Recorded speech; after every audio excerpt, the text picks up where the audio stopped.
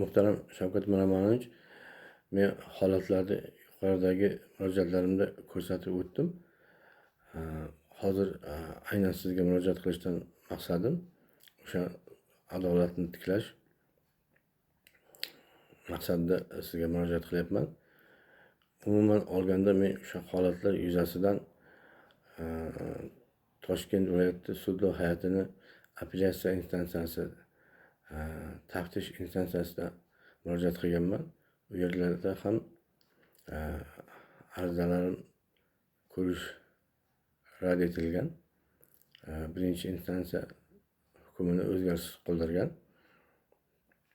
Ushbu holatlardan norozi bo'lib Oliy sudlov hay'atiga taftish tartibida shikoyat kiritganman. Taftish tartibida kiritgan shikoyatim dastlab sudya Shamsiddinova tomonidan ko'rib chiqib, sudlov hay'atida ko'rish uchun asoslar mavjud emas deb rad javobini bergan. Ushbu holatdan norozi bo'lib ozodlikka chiqqanimdan keyin himoyachim bilan birgalikda belgilangan tartibda Oliy sudning birinchi o'rinbosari Usmonovga murojaat qildik.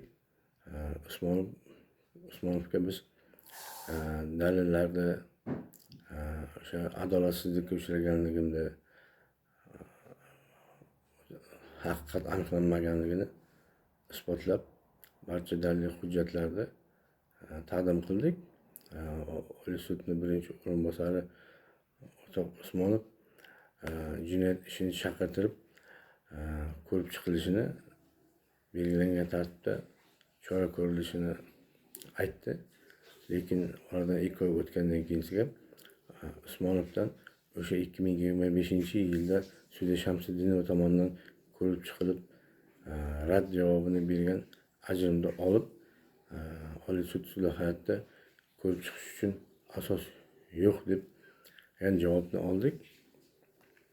Endi menda oxirgi yo'l qoldi. Bu yo'l, ya'ni Oliy sudni raisini qabuliga kirishim kerak.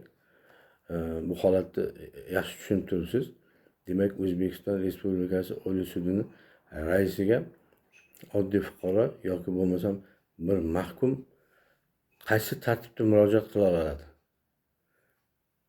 Balkim qandaydir yo'llar bilan pochta orqali murojaat qilishi mumkin yoki bo'lmasam o'sha elektron tarmoq orqali murojaat qilishi mumkin. Lekin dastlab birinchi instansiyada bitta sudya, apellyatsiyada 3 ta sudya, viloyat taftish instansiyasida 3 ta sudya, Shamsiddinova bilan 7 ta sudya, birinchi o'rinbosar 8 ta sudya ko'rib chiqqan ishni menimcha Oliy sud raisi yo'q, ular xato qilgan ekan, bo'ldi, endi sudlov hay'atida ko'rib chiqamiz degan javobni bermaydi degan umiddaman. Shuning uchun ushbu holatlar yuzasidan sizga murojaat qilishimning asosiy sababi shu Oliy sudlov hay'atida o'sha men tomonidan kiritilayotgan taftish tartibidagi shikoyatimni ko'rib chiqilishini so'rayapman. Men shunchaki bu holatni ko'rib chiqishini so'rashimni o'sha menga qo'yilgan va men o'sha qo'yilgan ayblov bo'yicha noqonuniy o'qilgan hukm yuzasidan jazolarni o'tab chiqdim. Lekin jazoni o'tab chiqqan bo'lsam-da, baribir adolatni tiklashni, haqiqatni yuzaga chiqarishni xohlayman. Undan tashqari o'sha birinchi instansiya sudining hukmida o'sha go'yoki jabrlanuvchi deb e'tirof etilgan Umid Xudoyqulovga 466 million so'm zararni undirish to'g'risida qaror qabul qilingan. Bu holatlar hammasi noto'g'ri ekanligi, noqonuniy ekanligi, sud o'sha dastlabki taqdim qilingan dalillarni o'rganmasdan qaror qabul qilganini bildirib, boya aytib o'tganimdek keltirgan shikoyatlarim hammasi rad etilgan yoki bo'lmasam o'sha birinchi instansiya sudining hukmini o'z kuchida qoldirib, meni shikoyatlarimni qanoatlantirmasdan qolingan. o'sha haqiqatdan ham Oliy sudga shu dalillarni taqdim qilganimda ko'rish uchun asos mavjud yo mavjud emasligi to'g'risida men shuni ilova qilamanki, o'sha ayblov xulosada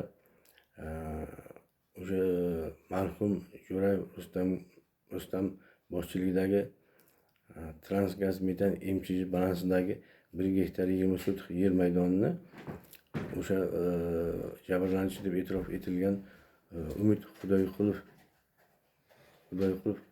o'g'liga tegishli Imperial Invest balansiga o'tkazib beraman deb uni aldab, firibgarlik yo'li bilan uni $40,000 mablag'larini olib o'z ehtiyojlariga ishlatib olgan degan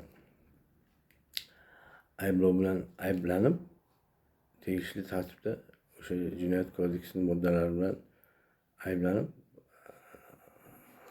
jazoga tortilganman. Ya'ni bu o'sha nima uchun bugungi kunda men bong urib barcha huquq tartibot idoralariga murojaat qilyapman.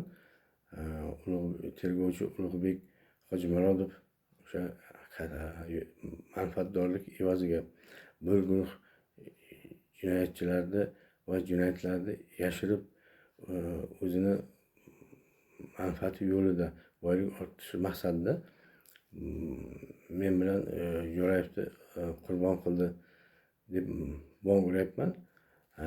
Demak, o'sha haqiqatdan o'sha yerda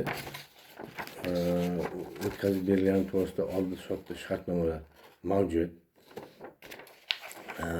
Undan tashqari o'sha meni himoyachim tomonidan Angren shahar kadastr agentligiga murojaat qilgan. O'sha jinoyat ishida ko'rsatilgan 1 gektar 20 sotix yer maydoni haqiqatdan o'sha Imperial Invest korxonasiga o'tkazib berilganmi yoki berilmaganmi? O'tkazib berilgan bo'lsa, o'sha tegishli tartibda javob berishni so'ragan. O'sha so'rovnomalar ham mavjud. Kadastr agentligi tomonidan o'sha jinoyat ishida o'tgan 1 gektar 20 sotix yer maydoni haqiqatdan ham o'sha O'rta-Chirchiq tumanidagi xususiy amaliyot notariusi tomonidan oldi sotdiga asosan Imperial Investga tegishli ekanligi va belgilangan tartibda uni kadastr hujjatlari mavjudligi to'g'risida javob bergan. Yanada ham holatga aniqlik kiritish maqsadida himoyachim Angren shahar davlat soliq boshqarmasiga so'rovnoma bilan murojaat qilgan.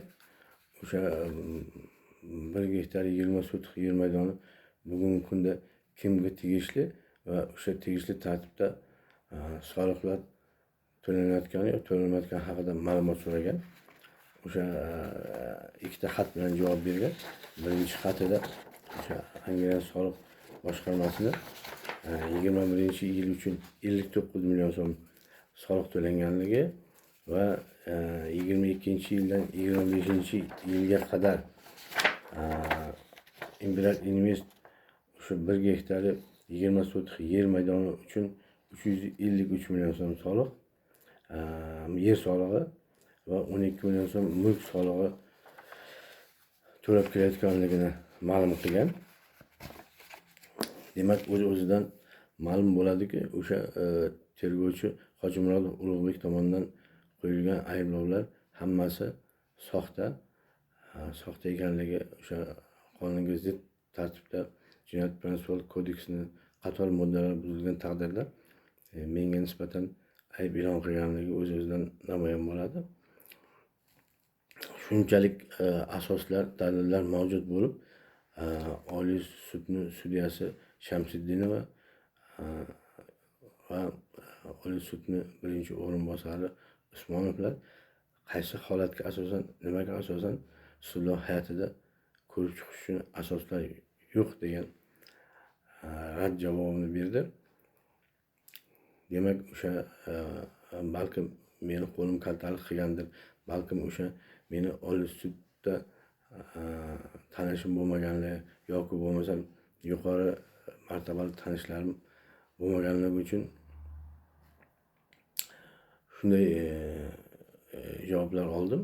Lekin men ishonamanki, meni o'zbek xalqini yagona tanishi, o'zingiz aytganday yagona advokatimiz sizsiz, muhtaram Shavkat Miromonovich. Shuning uchun sizga o'sha birinchi holat yuzasidan, ya'ni mana shu qo'limdagi mavjud dalillar bilan Oliy sudda o'sha meni shikoyatim ko'rib chiqilishi uchun topshiriq berishingizni so'rayman. Bu Oliy sudlar hayotda ko'rib chiqishida men sizga ishontirib aytamanki, o'sha Angren shahar tergov bo'limini bugungi kunda boshlig'i Ulug'bek Hojimurodovni jinoyatchilar va jinoyatlarni yashirganligini va o'sha aynan Imperial Invest bu juda bir katta jinoiy guruh va jinoiy to'da. Chunki bu hozir men sizga qisqagina qilib aytyapman. Bu holatlarda ichida bu yerda qotillik jinoyati, odam o'g'irlash, qiynoqqa solish, o'lim bilan tahdid qilish, jinoyatlarni yashirish, yolg'on ko'rsatma berish, bir qator jinoyatlar ochiladi. Ochilganda ham o'sha juda katta miqdorda davlat mulkini talon-taroj qilgan holatlari, soliqlarni yashirganligi hammasi ochiladi. Men sizga ishontirib aytamanki, bu holatlarni isbotlab berish uchun meni qo'limda yetarli hujjatlar mavjud. Bugungi kunda meni qo'limda 3000 varaqdan iborat dalil hujjatlar bor. Eng buni og'ir holati o'sha Imperial Invest MCH'ga tegishli barcha metan gaz quyish shoxobchalarida o'rnatilgan kompressorlar zavod tomonidan ishlab chiqarilmagan. Bular barchasi Namanganda, Qo'qonda qo'lbola usulda tayyorlangan. Bularni bugungi kunda portlash xavfi juda baland. Asosiy metan gaz quyish shoxobchalar aholi yashash punktlarida joylashgan. Shuning uchun bu holatlarda har qanday sharoitda zudlik bilan ko'rib chiqish kerak degan umiddaman. Shuning uchun muhtaram Shavkat Miromonovich, o'sha aynan birinchi murojaatim o'sha meni shikoyatim Oliy sudlar hayotida ko'rib chiqish uchun ko'rsatma berishingizni so'rayman. Boya aytib o'tganimdek, shu oyni oxirigacha, balkim keyingi oyning boshida har qanday yo'l bilan bo'lsa ham Oliy sudning raisiga qabulida himoyachi bilan birgalikda bo'lamiz. Bu vajlarni hammasini keltirib ko'rsatib taqdim qilamiz. Bundan oldingi birinchi bo'limga ham xuddi shunday taqdim qilganmiz. Sudlar hayotiga ham taqdim qilganmiz. Lekin boya aytib o'tganimdek, meni qo'lim kaltaligi, pulim yo'qligi, tanish bilishim yo'qligi oqibatida bular sudlar hayotda ko'rilishi rad etib kelinmoqda. Shuning uchun o'sha Oliy sudni raisi qabulga kirganda o'sha sizni yordamingiz, sizni ko'rsatmangiz asosida sudlar hayotida ko'rib chiqiladi degan umiddaman. Qanday bo'lishidan qat'iy nazar, o'zingiz aytganday adolat qaror topishi kerak. Chunki bugungi kunda siz O'zbekistonimizda, yangi O'zbekistonimizda juda ham olamshumul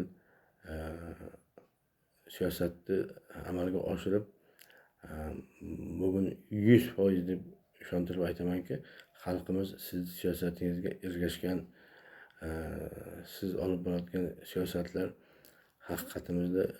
haqiqatdan xalqimizni ko'kragiga shamollar tekkan bir paytda bunaqangi davlat siyosatiga qarshi chiqib